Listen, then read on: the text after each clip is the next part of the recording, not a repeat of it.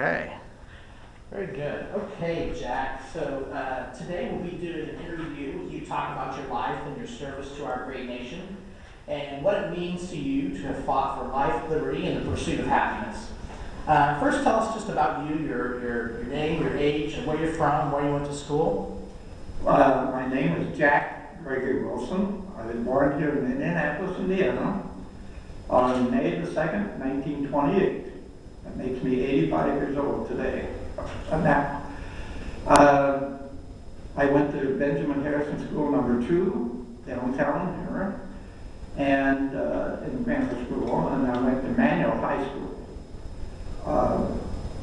I didn't complete, I completed my high school, but I did not go to college.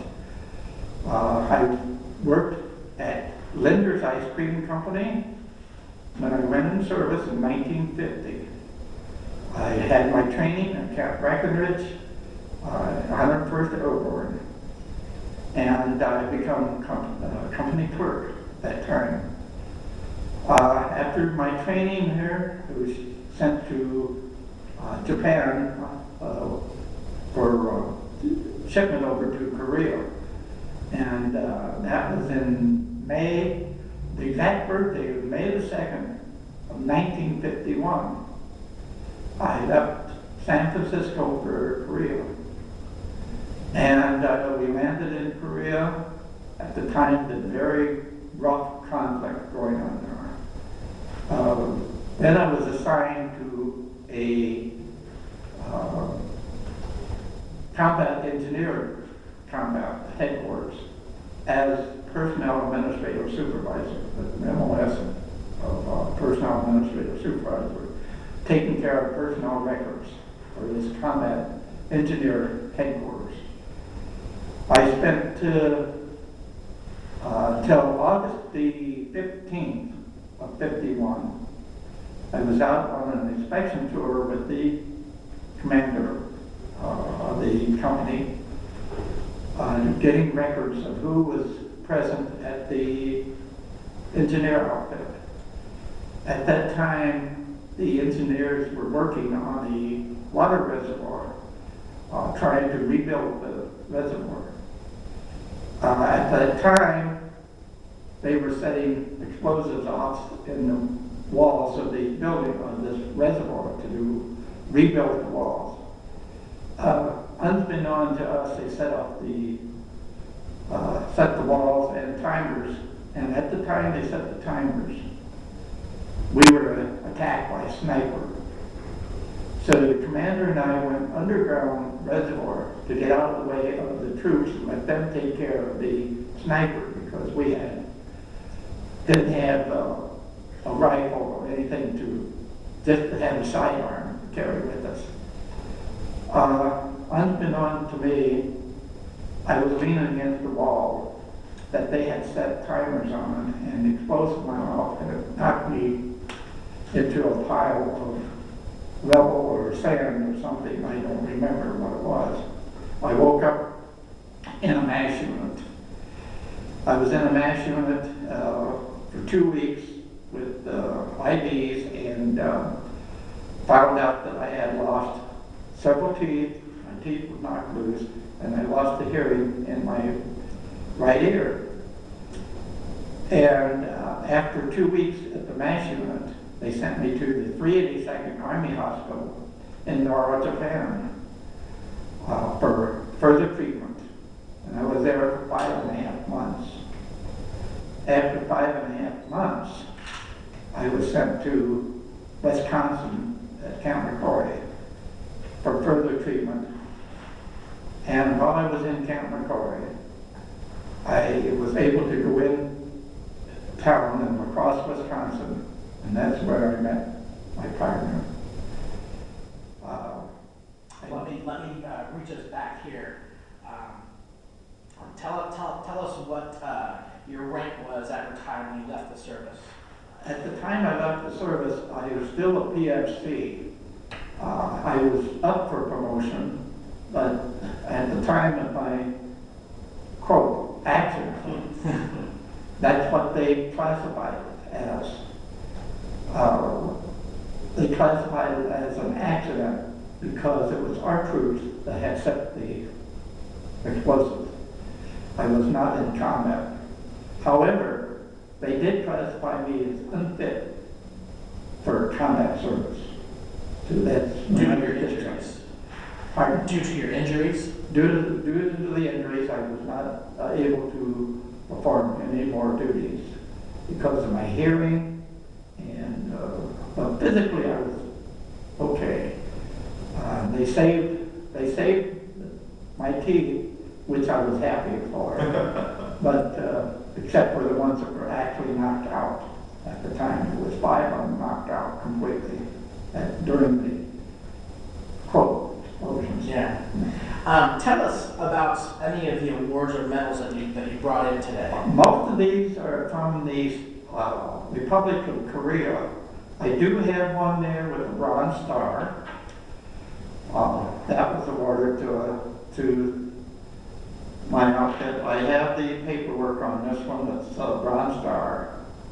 And this is for, it says Korea Service, for the Korea Service.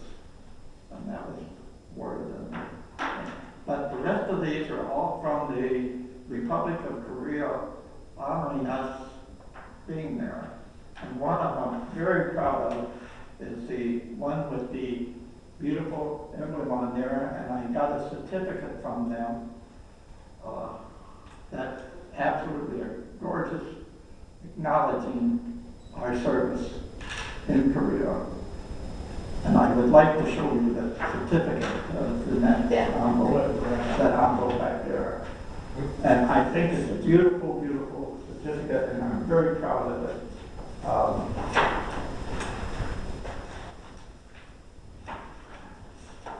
This is the one that they sent to me. And it's for the 50th anniversary of the service in Korea. You can't really read it. Also, no, it's beautiful. It tells what they do. It's in English and also in Korean language. And I appreciate that, along with this medal. This all came together with this medal.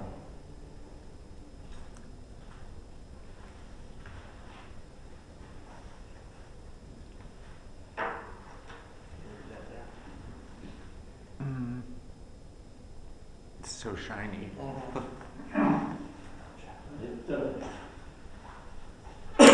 But then,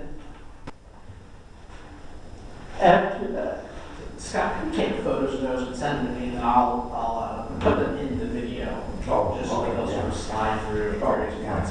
And if you're doing that, you might as well take pictures of all these things here also. Okay, so now after you tell us about what kind of things took place after you were in the hospital in Wisconsin. We'll pick up there. I was able to leave the hospital on passes because all I needed to do was take medication. So I was being treated for just the hearing injuries at that time. The teeth was taken care of, everything else was taken care of. And I went into La Crosse to spend a few days in La Crosse, out of the hospital. I went in to this one bar that is a very nice bar in La Crosse, one of the nicest ones there. And I saw this gentleman sitting at the bar, and I thought he was a very nice looking man. But I had no inklings about who he was or anything. And I was with one of the male nurses at the hospital that was in the service. I was with him at the time we were there. So we got to talking about how nice looking this gentleman was and all that. Well, in that bar, they closed. When they closed, everybody goes to this little restaurant for coffee after the place closes. So we go there, and here was Martha sitting at the counter having coffee. And when was this? What was that? This was in 1952. 1952. Early 52. I was in the hospital there from January of 52 to September 52. That's when I was discharged in September. So we see Martin sitting at the counter. Well, we just had a few minutes left to get to our bus back to camp. So we left and Martin left and he was going across the street in one direction and we were going the other way. So I spoke up and I said, "Good night now." And Martin turned around and said good night to me. Well, we went on back. The following weekend happened to be Easter weekend. And my friend, he had to work at the hospital. So I went in town by myself on Friday. And I went to this bar and Marvin was sitting there. He always goes there every Friday night. So I sat next to him and we got to talking. We spent the entire night talking together at the bar until they closed. He asked me if I was going to be in town over the whole weekend. And I said, "Well, I have a pass. I can stay in all weekend." He said, "Where do you plan on staying?" And I said, "Well, I haven't planned on anything yet." He said, "Well, how would you like to come to my family farm for Easter Sunday?"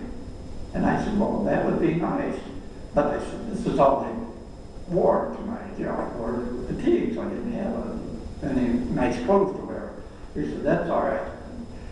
And he said, "Where do you plan on staying?" And I said, "Well, I haven't made any plans to stay in town." He said, "Well, I'll get you a hotel room." He got a hotel room, and he went up in the room with me, and he never left. And the next morning, he told me, he said, "I think I love you." And I said, "Well, I think I love you too." So he said that he had to go back to his apartment, which he shared with his sister, on Saturday. And he said, "We can go there." So we went there and I met his sister. She was a lovely lady. And that evening we went out to dinner. We went to a place where they had dancing and I danced with his sister and we had a good time. Sunday morning we got up and got ready and went out to the farm, and his family greeted me like they've known me for years. His brother, sister, sister-in-laws, and his mother and dad just was wonderful to me. And so we had our Easter Sunday. From that time on, every weekend, he came to the camp, picked me up, we went in town, and I spent the whole weekend with him. Every weekend until I was discharged from the service in September. I had to come back to Indianapolis. They sent me back to Indianapolis. He would come down from La Crosse, Wisconsin on Friday night, got here about midnight on Friday night, and spent the entire weekend with me and left about, late Sunday night to get back in time just to go to work. He did this from September till December. And I had already told my family, my dad, my mother, actually he was my stepfather, but he's my dad. But I had told them when I was 14 years old that I was gay. And my dad, being a policeman with IU Medical Center, he says, "I knew that, but I was just waiting for you to tell us." He says, "I knew it, but he says, I was just waiting for you to tell us when you got ready to tell us." And from then on, my life has been wonderful. I had no pressure. All my friends, they accepted my friends, they loved my friends loved them. And when they met Marvin came down to Indianapolis every weekend. Well, in fact, what he did, he quit his job in La Crosse, Wisconsin. He had a very good job with a train company. And he moved to Chicago so he could be closer to me. And every weekend, he would drive down from Chicago to Indianapolis. And that went on until December, late December. And my dad finally told me, he says, Jack, I'm not throwing you out. But he said, the best thing for you to do is to move to Chicago with Marvin. He loves you, and you love him. So I packed up New Year's Eve, and I moved to Chicago, and we've been together ever since. And so how long were you guys together? We've been together for 58 years, and in April of 2012 would have been our 60th year. But God wanted to take him in 2009. He was 92 years old when he passed away. But he had a wonderful, wonderful military service. He was in World War II. He had more action than I had. He was with the service in Attu, Alaska, when the Japanese invaded Alaska. And then he went to Okinawa, and he was with the 10th Army headquarters with General Joseph Stilwell when the Japanese surrendered to the General Stilwell. And I have all the paperwork on his surrender of that celebration. And I'm planning on giving them to the World War II memorial. Because that paper, I think other people should see what service some military men had done. And when I was in service, I knew several men that were gay, but we had to keep it quiet. Never spoke of it, never talked in public because we were afraid of somebody else hearing it. And so it was keeping your emotions and your feelings to yourself. And you could only talk to other men that you knew that were gay. And that I don't think was right, but we had to do it. It was our duty to do it. I'm very proud of my service in service. Martin is very proud of his service in service. He was in for 5 years, World War II, and we both, when we retired, we worked together in the same office. I was accounts receivables, he was accounts payables for the same company. We were treated like a couple at the company. It was a big company. And we were invited as a couple to weddings, bar business, whatever they was. They had a huge party for us at our 25th anniversary.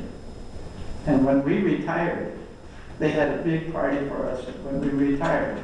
I retired in 1984. He retired early in February of '84, and he was 66 years old. And then I retired, which I didn't want to, but he insisted, and I was only 56. And he said, we're going to retire now. And I said, no, that's what you want, that's what we do. So we retired and we moved to Florida, and we lived in Florida for 28 years. And we were in Chicago for 30 years, 28 years down in Florida. And he decided that maybe we should live closer to family. Unbeknown to me, he must have been ill that he didn't tell me about. He wouldn't tell me about it. So we came to Indianapolis because that's where most of my family were still living. And we found an apartment here, a 3-bedroom apartment. We went back to Florida, sold our home there, and moved to Chicago, moved back to Indianapolis. The day that we moved back to Indianapolis, the movers were bringing our furniture in. He fell and broke his hip. I had to take him to the hospital. They took him to the hospital. He never came out. And he passed away in 2009. So I've been alone since 2009. And it's been very difficult. After that long. After that long. And there are people think that gay people can't be together that long. we were together for 24 hours a day.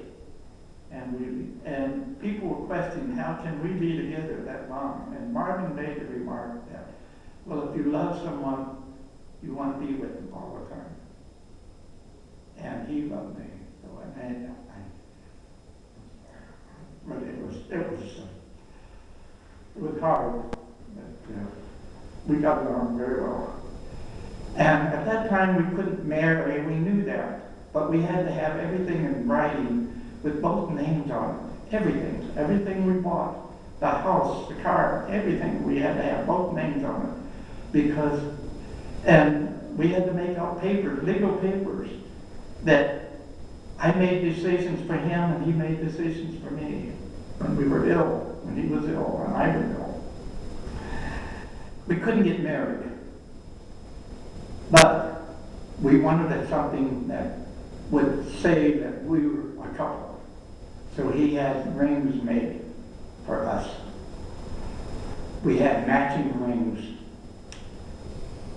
And this is our wedding band, and this is our matching rings. There we go. And I'll always wear that. See, that's our wedding ring. And I cherish it. Whether the state recognizes it or not. I recognize it. I know what it is. But I wish the public would know what it means. And this is what it should be. Well, with Indiana legislators contemplating amending our state's constitution to not only continue to deny equality under the law for LGBT Hoosiers, but also to deny recognizing those relationships in any form, be it domestic partnerships or civil unions. How does that contrast with the sacrifice that you and other heroes from our armed services who fought for liberty and justice for all people? Well, I think that everyone should have equal rights of all types of equal rights, marriage or whatever.